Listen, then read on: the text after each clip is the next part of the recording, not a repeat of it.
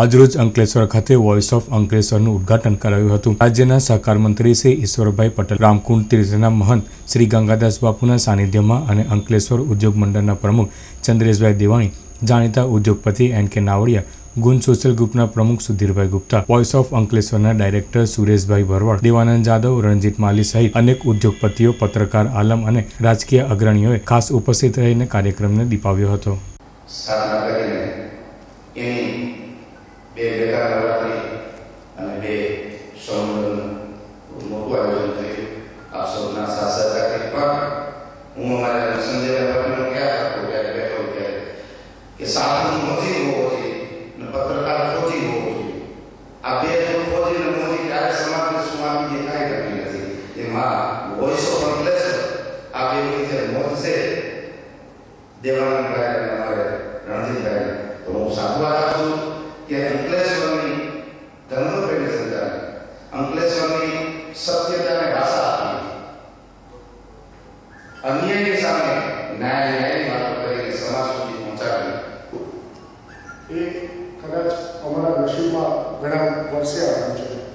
અને voice of અંકલેશ્વરના આ પ્રસંગે અને વોઇસ ઓફ અંકલેશ્વરના શરૂઆત થશે ત્યારે અમે એ પત્રકારત્વને સ્વતંત્રતા રીતે અમને ન્યાય આપી શકીશું એવું મને લાગે છે।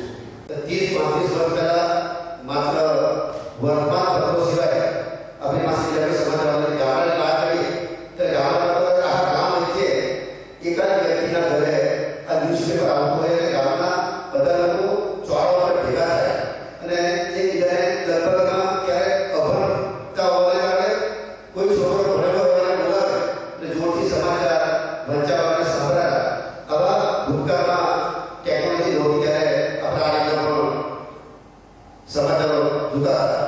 આજની વાત કરીએ ત્યારે કોઈ ઘટના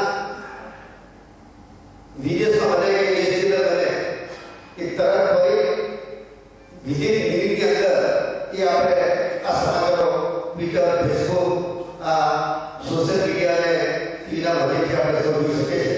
20 વર્ષનો જર્નલિઝમનો અનુભવ નિચોડ અમને આ સ્ટેજ ઉપર લઈ આવ્યો છે, જ્યાંથી અમે એનાલાઇઝ કરીને આખી વાતને મૂકીશું। સાયન્ટિસ્ટની દ્રષ્ટિ જુદી હોઈ શકે। મારા કેટલાક પત્રકાર મિત્રો કદાચ દેડકાનો પક્ષ બી લઈ કે તમે પશુ ક્રૂરતા અનુસાર દેડકાનો પગ કેમ કાઢો। કેટલાક સાયન્ટિસ્ટોની વાત થઈ આવશે કે ભાઈ તો સાયન્ટિસ્ટ છે, તમે જ્યારે દેડકાને મારવા નહીં ગયો તો આગળ આપણે પ્રગતિ કેવી રીતે કરીશું?